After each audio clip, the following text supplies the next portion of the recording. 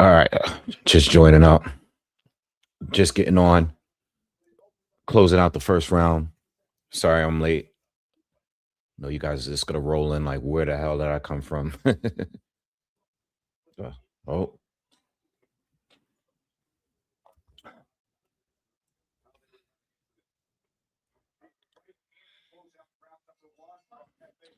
all right, all right. Let's get some people in here, man.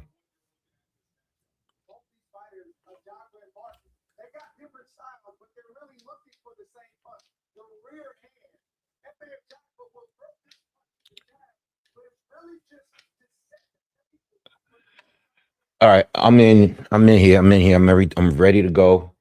I know I'm super late. But I got here. At least I got here by the end of the first round. All right. Start giving commentary as soon as some people join up, man.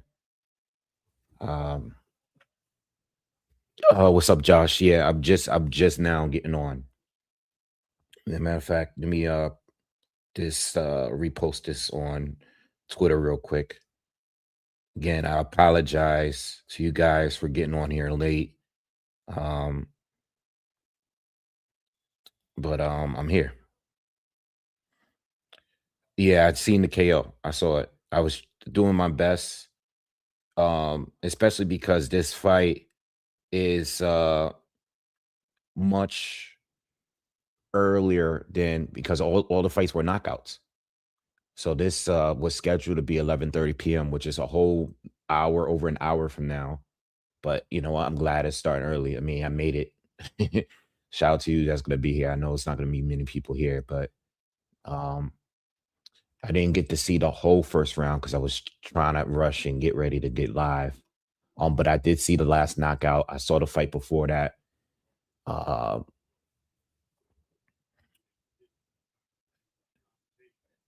who did you guys give the first round to? Jagba's coming in. Uh, Jagba actually looks heavier in this fight than usual. Usual. I think they said something about that before the fight. Jagba looks heavier. You know, normally he's a lot more. Oh, yeah, he looks bigger, man. Usually he's a lot more chiseled, but this is you can tell he's carrying a little bit more weight. He's definitely the he's definitely the aggressor here. But you know, you got to be careful with Charles. He got that sneaky left hand.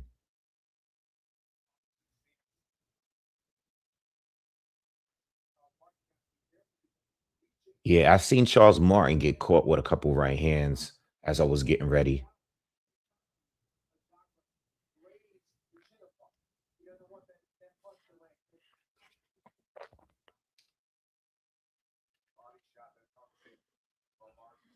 Jogba's just like slow and steady, just walking him down, stalking him.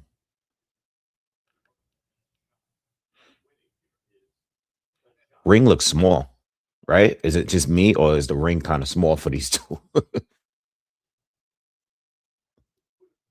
Yeah, that knockout, the knockout from last fight was a knockout of the year. I haven't seen anything like that this year so far. I don't think I've seen a knockout that was that crazy. There was another knockout too that I know I reacted to earlier this year. I just can't remember what it was. Ooh, Jabba caught him there with that right hand. It looks like Charles is a really is this his face and him just aging, or is he really showing some swelling on his face? They might just be bags underneath his eyes, maybe. Ooh, good right hand from Charles. Ooh, and left. I think Charles buzzed him. Charles buzzed him right there. Oh, nice body shot. Oh, Charles is going off. Uh-oh.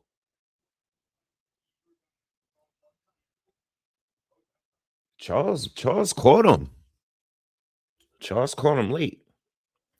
What's up, guys, man? So, let's just shout out to you, to all 20 of you that's in here. All right. Who we got in here? You got Josh, Replica, Pepino, Rosewood. Everybody hit the like. I know I'm super late, man. Um, I was trying to get on here, man, but I'm here. I am here, and this is actually a pretty damn good Zuffa card for the little bit that I seen. Um, I saw a little bit of the fight. What's up, Chris or Christ? What's up, Chase? I saw a little bit of the fight 2 fights ago. I think they were lightweight guys. Yeah, that knockout was cold. The 2 knockdowns and the stoppage was good. And I saw that last knockout, the uppercut, which that uppercut from hell, man, that was crazy. um, I see Bruce Carrington is there. Jai Opatai is there too. Excuse me.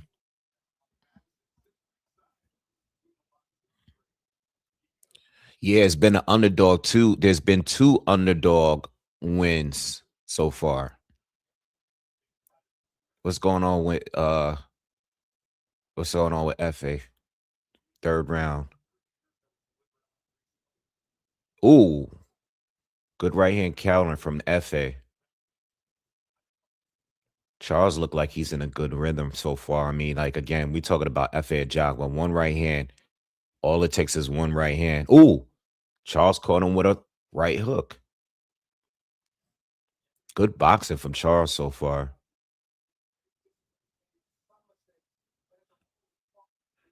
Charles is fighting a good fight. Oh, good one too from Charles again.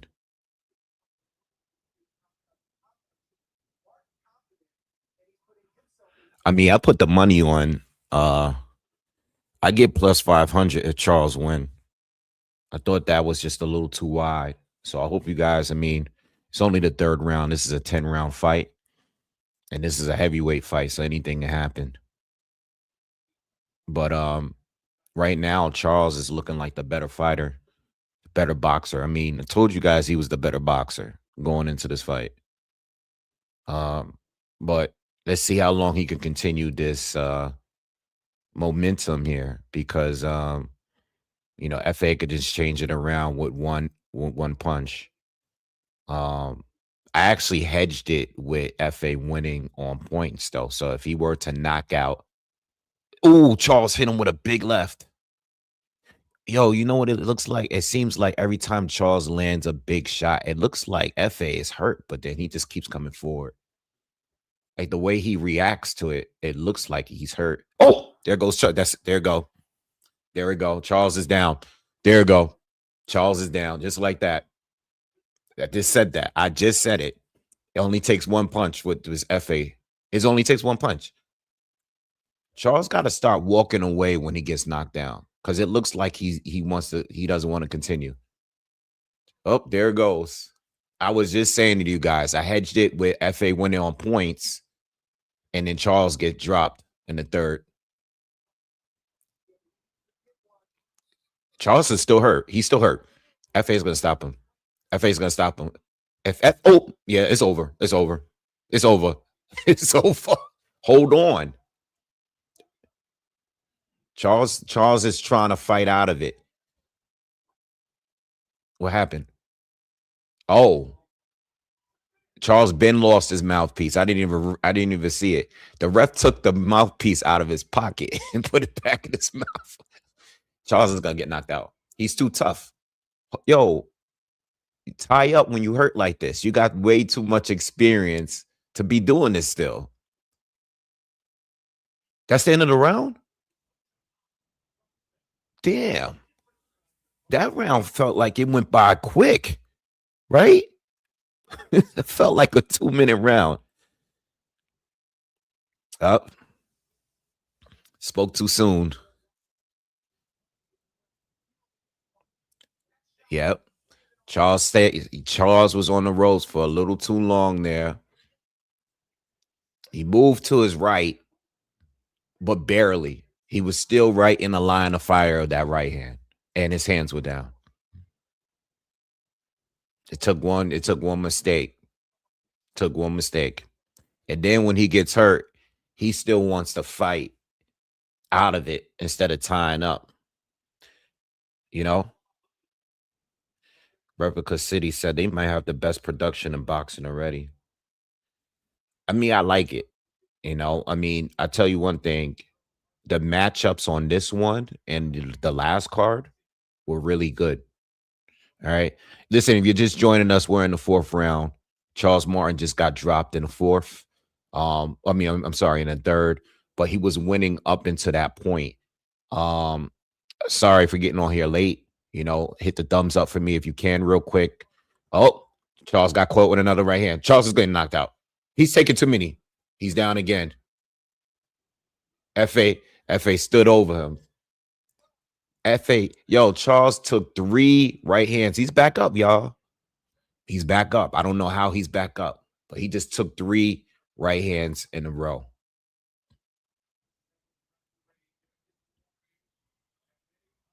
Charles is tough, but he's too.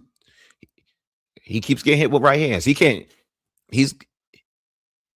This is going to be a devastating knockout here because Charles is getting hit with every right hand now. That was a baseball pitch left hand from Charles. Reckless. Oh, another right hand. 1-2. He can't. Stop it. Stop it. Ref jumped in. It's over. Damn. Damn, Charles. All you had to do was keep boxing. I wanted to win that plus 500. I wanted to win that plus 500. And then I didn't even get the knockout because I put FA on points. Damn, I wanted to get that plus 500. I thought I had a chance. It's all right. Charles is all right, though. Ref stuff the jump in. He was taking too many right hands. Bang, bang, bang. Oh, well.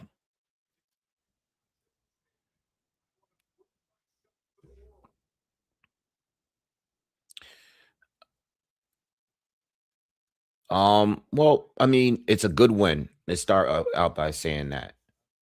Charles was doing some good boxing, but once he got hit once, it was over. He kept getting hit repeatedly, and I think he's just one of those guys that once you hurt him, the way he fights afterwards is he wants to be a tough guy. And all the boxing went out the window once he got hit with that first right hand.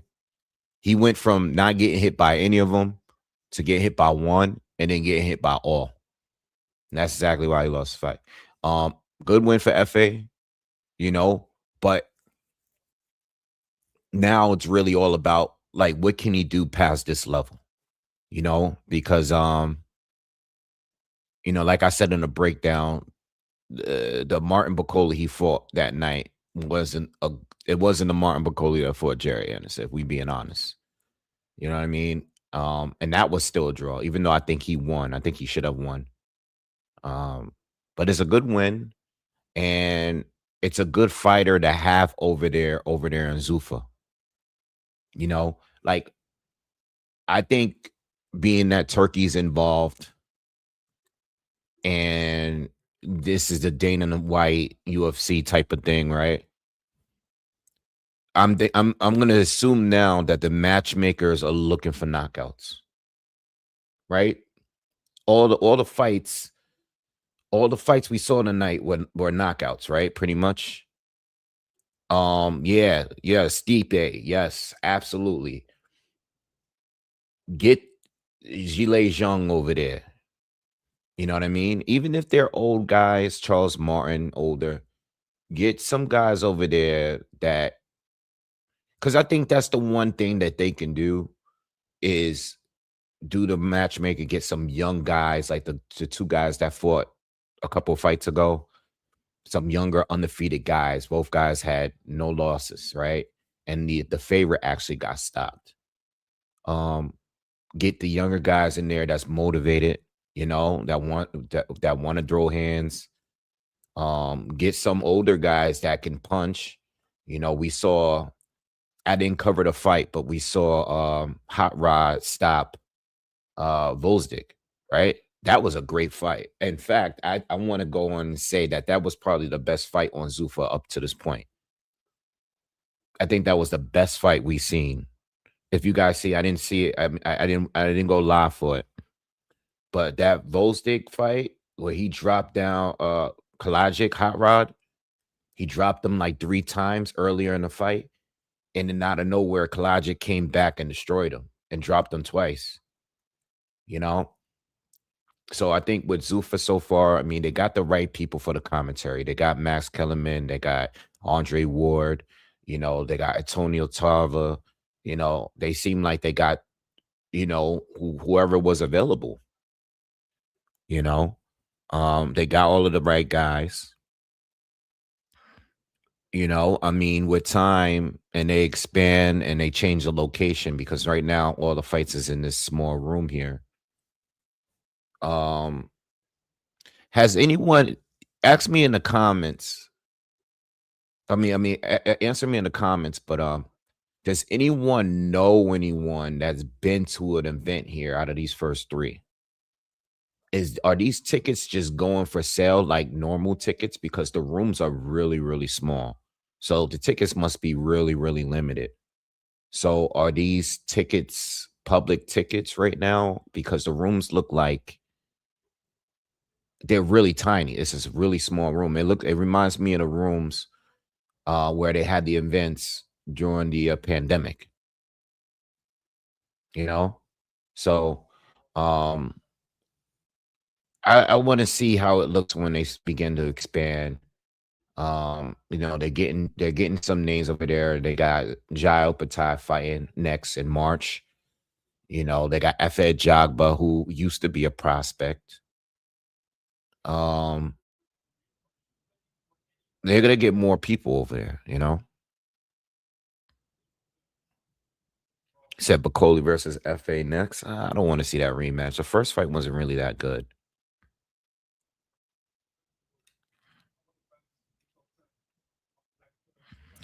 Ralph, what's up, man?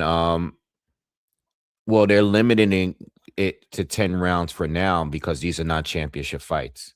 You got to remember, by the time they are fighting for a Zuffa title, which I believe Jai Albatai is, that will probably be 12 rounds. It's no different from regular fights where it's like, if it's not for an interim or if it's not for a number one ranking type fight, mandatory, it's usually 12 rounds. But anything other than that is usually 10. Like FA was just in a 10 rounder with Bacoli.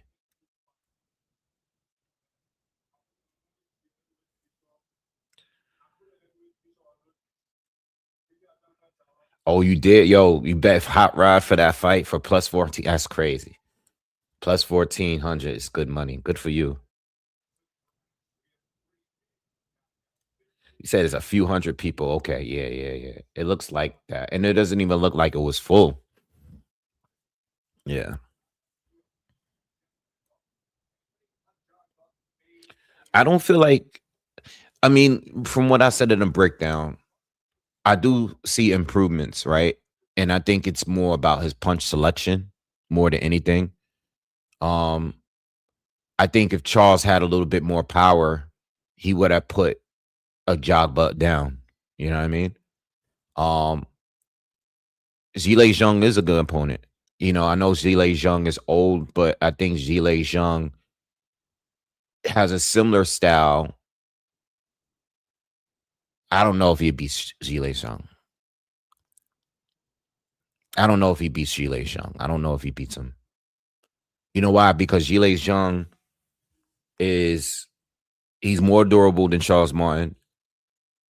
His left hand is way more impactful, way more power. Right? Zhile Zhang got one punch knockout type of power. It's just that he's limited as far as being like a 4 or 5 round fighter. But if he fight FA at Jogba, he's gonna force FA to fight on the back foot, which would make us see what he can really do. You know what I mean? What can FA really do if he's fighting someone that's gonna go force him back? Now, Bacoli made him fight on the back foot, but Bacoli wasn't as high volume as we normally see him. The tummy was hanging out. It was easy to hit to the body. FA didn't have to throw that many punches to out throw him. You know what I mean? There's some opponents out there for him, for sure. Um, but I'm not ready to say like if he's a top 20 guy, he's more on the end of a top 20 guys in the heavyweight division. He's more on the far end of that, you know? You know, Zhile Zhang, in order for you to beat him, you gotta outwork him, you know. But if you're gonna straight up try to, you know, you gotta do like Caballos.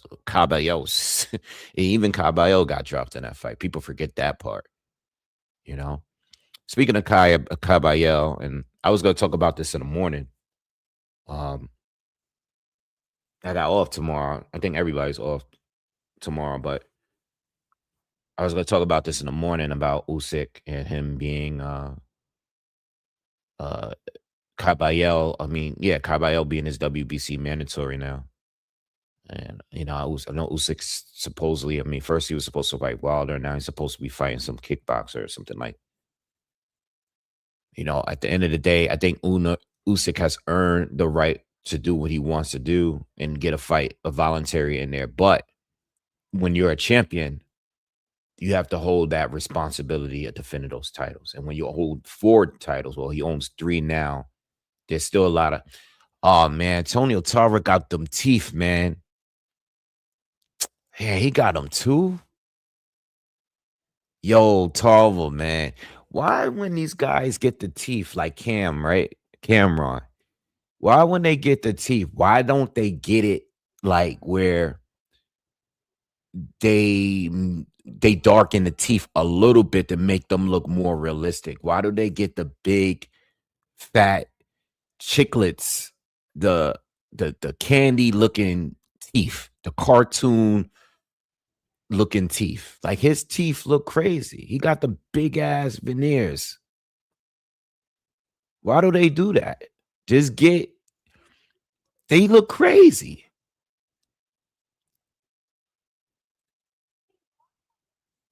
Yo, why do they his teeth look crazy?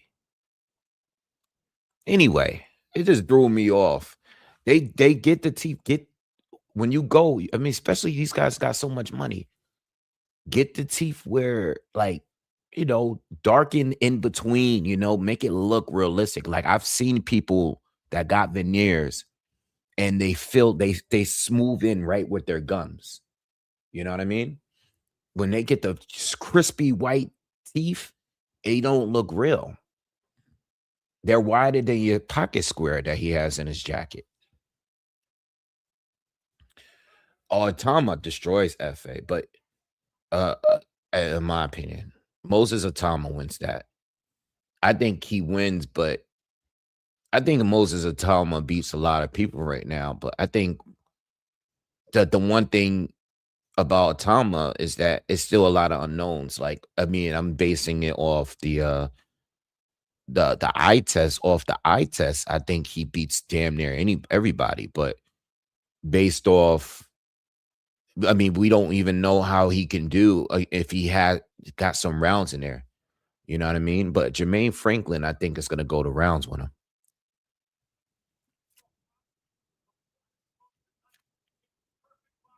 You know, so I think in a situation with FA or some other people that may fight Moses, we haven't really seen him in a scrap yet where he got hit, you know. And I know they get annoyed. All these fighters say, like, especially him, I've seen him say in the interviews, they get annoyed when we say, uh, oh, we want to see how you react to getting hit. What's up, Aquia? Um, we want to see how they react to getting hit. Well, we want to see it because we never seen you get hit before. You know what I mean? So it is a factor to know what it's like if you were to go rounds. And plus, we want to see how durable you are. That's the one thing about um Moses Atama. I mean, his ability is crazy, but we just gotta wait and see. Well, Jermaine Franklin is durable. That's why Jermaine Franklin is getting the fight. You know what I mean? Jermaine Franklin didn't look good in his last fight because his father passed away right before the fight. First off, He was that was his father just died. And then on top of that, what I was going to say is that what we know about Jermaine Franklin is that he gave Dillian White a good fight, arguably won the fight. I thought at least it was a draw at the very least. I don't think Dillian won that fight. And he gave AJ a good fight. He gave AJ a good fight. He was durable in that fight. He took a lot of right hands with AJ and was never really hurt in that fight. So I think reason why they put in Franklin in there, I don't think Franklin has much of a chance of winning the fight, but I think Franklin can at least give him the rounds. You know, he said Marley did good in the panel. Yeah, I was listening to. I mean, listen, I think everybody, as far as the commentary, is good. I think everybody's good. I feel like, I mean, I'm not a fan of the zone commentary like that. With Sergio Mora, Chris Manning's, they're cool, they're okay. But I'm not crazy about them. You know what I mean? Sergio Mora could be a very, very biased at times. Um, I think the worst though is the UK commentary. I don't know his name, but whoever does who's the British guys that does some of the British fights sometime, the British cards, they just downright outright they just call it for the fire. They want to win all the way through the fight. Not the major cards, but I feel like the British fight cards that's out there, whoever does the commentary for their fights, I mean, they don't even try to be partial at all. They're just completely biased. Um, as far as top rank, I love Tim Bradley, even when Tim is talking his bullshit sometimes. I love Tim Bradley. I think Tim has become super technical in his approach now and in his commentary. I like what he be saying. He's like he listens, but he trying to teach you at the same time. Like he's overly him and like Paulie Malignaggi, like when it comes to like the technical stuff, I think they're good at doing that.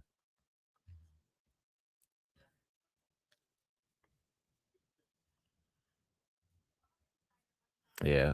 Um, how do I rate Conor Ben? I really can't rate him. Um, for a few reasons. Uh, at 54, I think it was pretty clear to me that his power didn't carry up that well. Those two fights he had at 54, power didn't carry that well. Power carried well against Eubank Jr. in a rematch, but Eubank Jr. clearly was a little drained. You know what I mean? And plus, he took a lot of punishment in the first fight.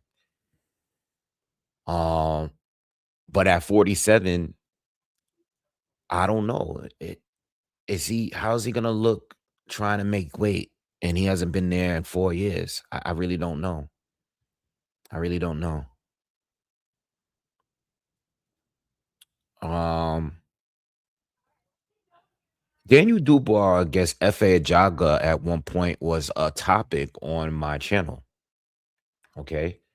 Um, there was another third. There was a third. Yeah, I did a video one time where I did a video because all three of these guys were undefeated at the time and they were prospects. And the video was F.A. Ajagba, Jared Anderson, and Triple D Daniel Dubois. At one point, even though Dubois has had multiple championships at this point, at one point they were kind of in the same area at one point for a short period of time. Daniel Dubois obviously took off, even losing to Joe Joyce. He still was able to come back and fight for a title before these two did. The other two had taken losses, but obviously those losses really slowed their careers down. Like F.A. Ajagba is trying to get it going. Jared Anderson is just now trying to get back. I did a video on it a long time ago. F.A. Ajagba against Daniel Dubois would be a good fight, but you know, the thing about Triple D is just like what happens when he gets what happens when he eats a good shot, takes a good shot. I just don't know. I don't know. Like Daniel Dubois seems like he's unstoppable when he's in full control to me. It's all mental with him. Triple D is on point when he's in full control of the fight. But he's not in full control of the fight. I don't know. Um, I think the Hergovich fight is the only fight where I could say like he was losing, but he was able to come back and beat him mentally, beat Hergovich. But that's because Hergovich was probably a bully himself. Hergovich was way too confident going in. He was overconfident going into that fight because of their sparring session. You know what I mean? But it would be a good fight. Listen, I think FA Ajagba is a good fight in any situation. If you are a top guy that doesn't want to take an easy fight, but you want to get something in between a top tier fight, like if you're a top 5 guy right now and you want to have a fight in between against someone respectable, FA Ajagba is that guy. If you're a mid-tier guy, then that's going to be like a 50-50 type of fight. A good win, if you are able to be a Ajagba, it's definitely going to put you ahead to getting closer to a title fight. And if and if you're a lower tier guy, then having a name like FA Ajagba is going to be great for your career. You know what I mean? So I think Ajagba, he's moving forward, but he's still learning on the job. I do think he's added to uh his punch library. Like before, he was just 1-2, 1-2, 1-2, and even though that worked for him tonight, when he starts fighting more advanced fighters out there, I got to see how he's gonna look then. You know. Yeah, Michael Hunter. I don't know what happened to him. I don't know, man. I don't know. Michael Hunter, man, I don't know what happened. He had actually had a way more. I think he actually had potential to be uh a top heavyweight at one point. I think couple bad moves, promotion type moves, bad decisions, uh, linking with the wrong promoters or the wrong thing at the wrong time probably set him back further, you know, not jumping on certain opportunities that was there for him at one point. I believe he would have been Philip Hergovich's mandatory at one point. Would have got him like an interim shot some years back. He didn't take it. Um, that's it, You know, unfortunately, not everybody's career is going to be like Daniel Dubois or Ryan Garcia, where you can lose and you can still get title shots. Not everybody's career is going to be that way. You know what I mean? Some of these guys, only get one shot. You know what I mean? You're gonna get one opportunity to get the title shot or get an interim title shot. You gotta take it. You know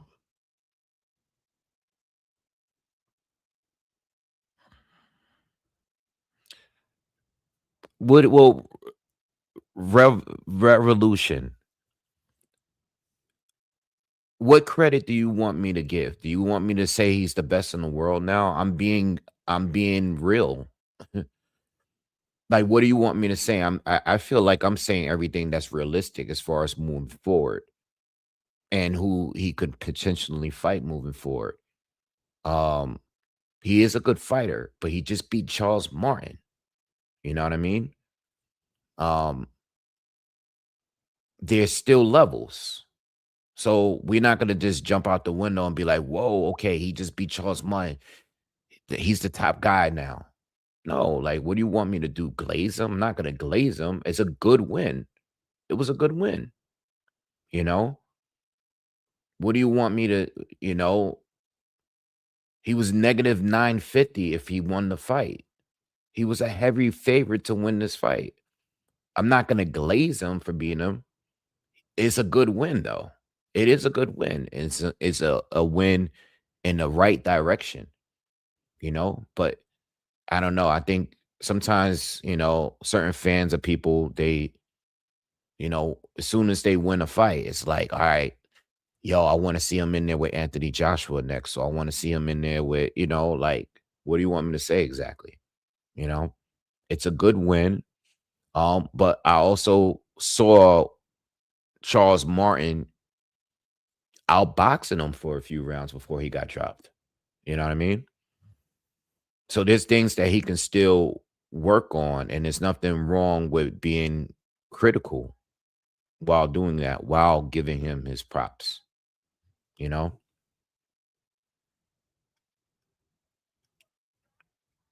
Um, but yeah, I definitely gotta come back live or no, tomorrow. I'll probably join live, but there's a lot of topics to discuss. We have the Virgil Ortiz fight situation with Jerron Ennis and Golden Boy and all that. I definitely want to make a video on that and talk about that. But I don't want to talk about it too much because I didn't think the fight was gonna happen anyway. You know what I mean? I really didn't think, I mean, you know what? I was 50-50 because I was hoping that knowing that the zone wanted to fight, that they were gonna do whatever it took to make that fight happen. But if you didn't hear, Golden Boy pretty much stopped that fight from happening. Matchroom was actually trying to work a fight out between Ortiz and Boots because Ortiz was going to get out of his contract or trying to get out of his contract, being for the fact that he was not in contract with the zone. The deal was for Ortiz to be signed to Golden Boy while they were in contract with the zone.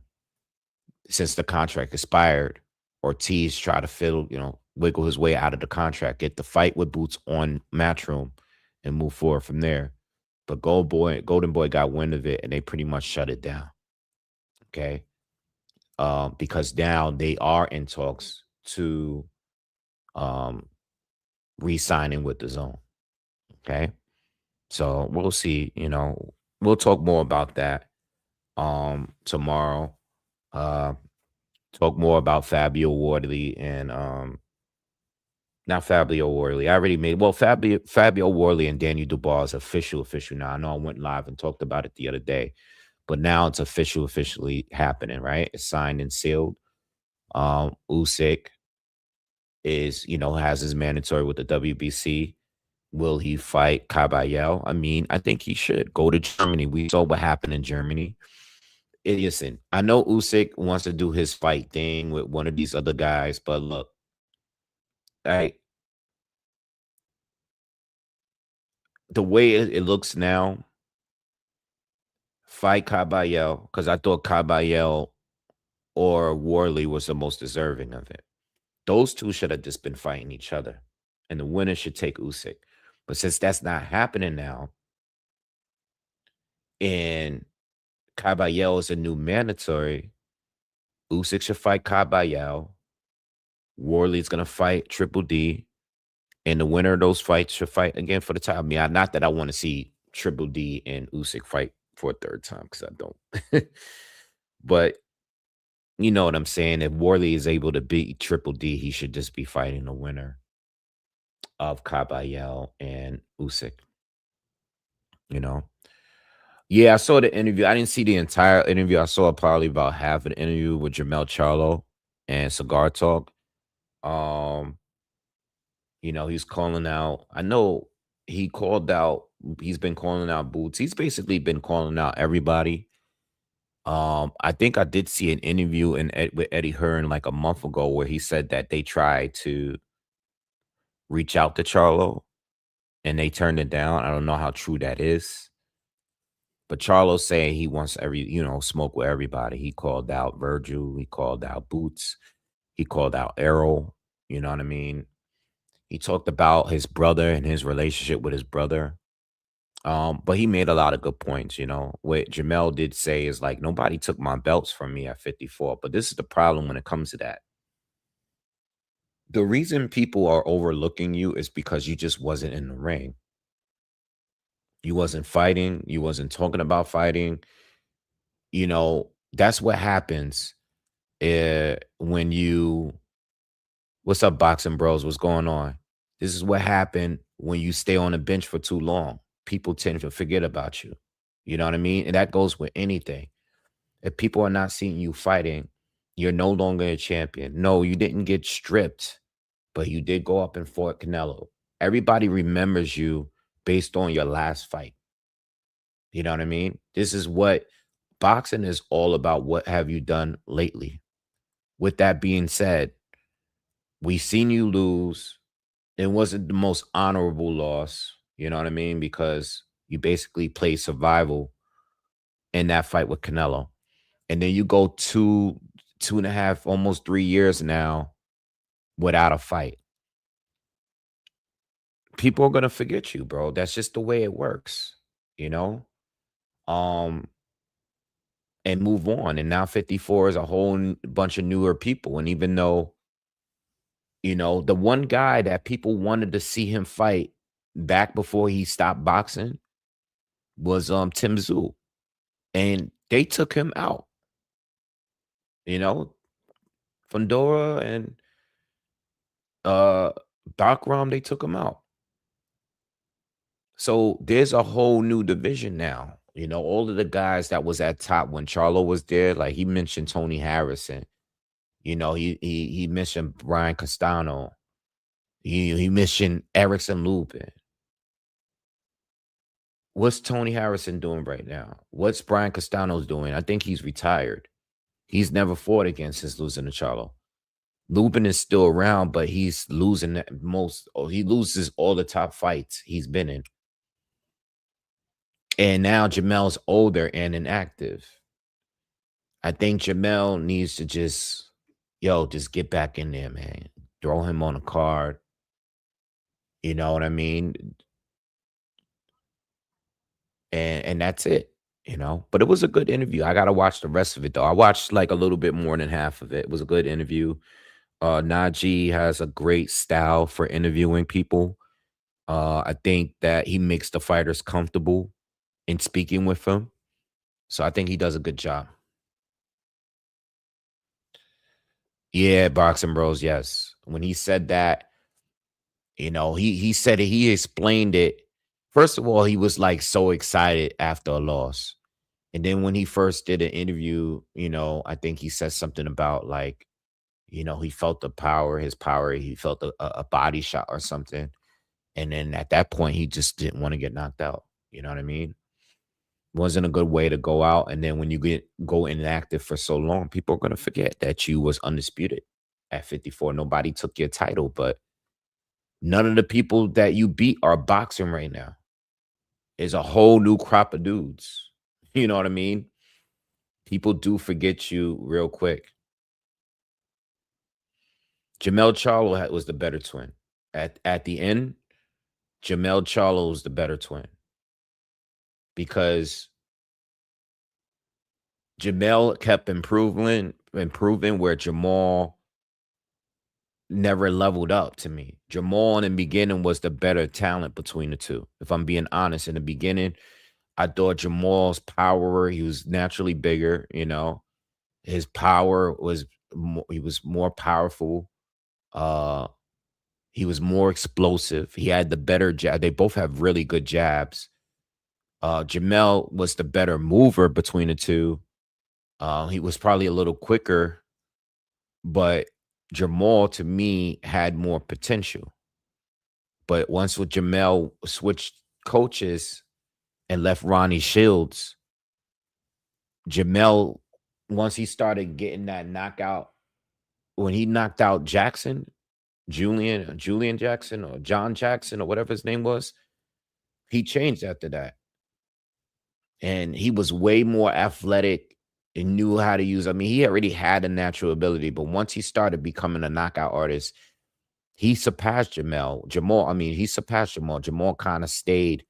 He didn't really elevate as a 160 fighter, you know? He had good performances, but Jamel was doing it at a higher level and he was fighting better people to me. Jamal was just fighting bigger people, but Jamal didn't really fight any of the people he was supposed to fight. He didn't fight Andre. He didn't fight Danny Jacobs. He didn't fight, you know what I mean? Like Jamal didn't really. Jamel fought all the right people at 54.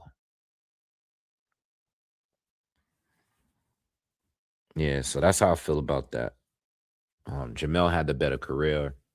Jamal and all his personal issues. I mean, they both had personal issues, but Jamal's hit heavier because Jamal just wasn't.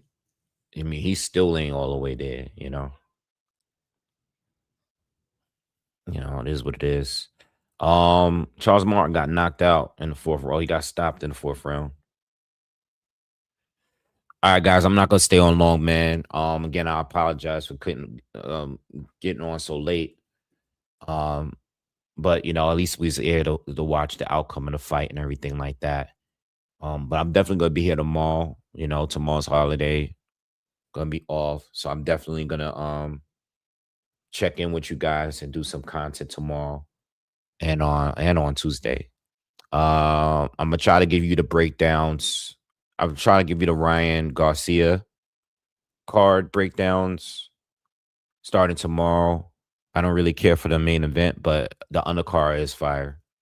But I'll give you guys a breakdown starting tomorrow. Hopefully, I can get 2 in tomorrow. If I can't, at the very least, I'll knock out the Ryan Garcia um breakdown. I'll knock that out, you know.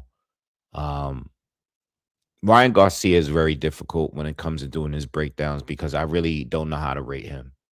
It's just, if we're just talking boxing, I really don't know how to rate him. You know what I mean? Because he never completely looks good.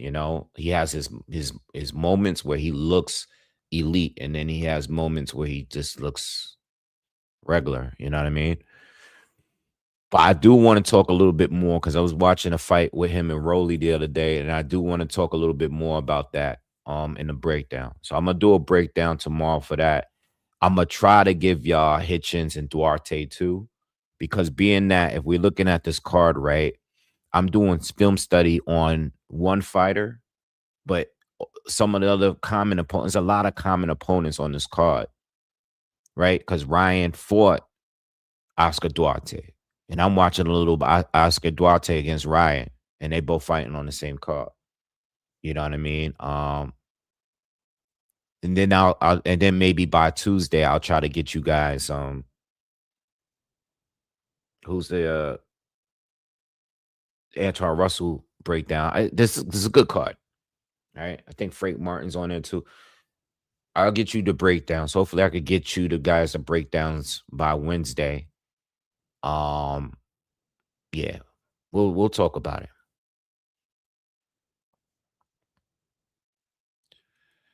Uh you say you're gonna be at the Fury press conference tomorrow. Any good questions to ask? Uh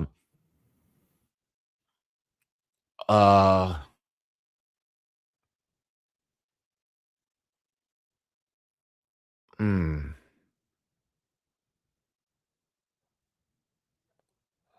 I mean, I would just ask him what everybody else is gonna ask him. I would ask him, what's the end game here? Like, what's the goal? Where, I know he's not gonna want to look ahead of his opponent, but no one's really expecting um, him to lose this fight. I think all of us just kind of want to know what's the end goal. I know he's sensitive. I know. Um, you know what? He is sensitive, but you know what? He wants to put on a show at the presser. So if you have the opportunity to talk to him, say something that is gonna rattle him a little bit. You know what I mean? Say something that's gonna rattle him, shake him up a little bit. Not only that, but these fights for Fury are not as so easy simply because he might not be on at his best. And we gotta remember, ask him. Nah, I don't know. Damn, I wish you asked me that because I would have had time to think about it. This is the thing. Fury is used to taking these breaks, right? And when he returns, he's going to be a little bit rusty. All right. He did blow up in some weight a little bit. He's taking the weight down. This could be a situation where if he is underestimating, um, what's his name? His opponent. Who's his opponent name again? Arslan Beck. If he's underestimating Arslan Beck, right, who is full of confidence now because he's just coming off his biggest win, right? It could be a situation like the Francis Ngannou situation where he could get caught with a good shot and get knocked down. Remember, Fury has been knocked down plenty of times throughout his career. Plenty of times. So even though I'm expecting Fury to win this fight, I wouldn't be surprised if he got knocked down at some point early on, just because he's been knocked down by so many guys in other fights. And this is not the fight where I would expect him to be at his best. You know what I mean? He's not fighting Usyk here, or anyone that's at the top. Arslan Beck is really not that good. You know what I mean? So he can't underestimate Arslan Beck. And we also got to remember what we saw in Arslan Beck, or ask him about his opponent and how he feels about him. And Arslan Beck, who was a boxer, more of a boxer as an amateur, he was forced to go back into that style in that very last fight because he was getting outpowered in his last fight against Dave Allen. Dave Allen had the more effective punches in that fight. So Arslan Beck was fighting on the back foot and he had to box a little bit. You know what I mean? So maybe you can ask him a question about the styles. What version of Arslan Beck is he going to get? You know what I mean? I don't know. There's a few things you can ask about him. But I feel like any question outside of his opponent is probably going to piss him off. If you bring AJ up, it's going to piss him off. Ask him about Wilder. That's what you should ask him. If no one has asked him yet, and I know he's already responded to Wilder, bring it up again because it's going to get him fired up. So if you can get to him first and you can ask him about Deontay Wilder and his recent cheating claims, I think that's the way to go, unless someone beats you to it. But I'm sure he's going to be expecting it because all the other journalists out there are going to want to ask the same thing, Yeah. But good luck. Good luck on the conference, man, and enjoy yourself and have fun. All right, guys, I'm gonna go get some rest, man. Have a good night, and I'll see you guys tomorrow with more content. All right, subscribe to the channel. Oh, please, if you can, just hit that thumbs up for me on your way out. All right, y'all have a good night. Peace.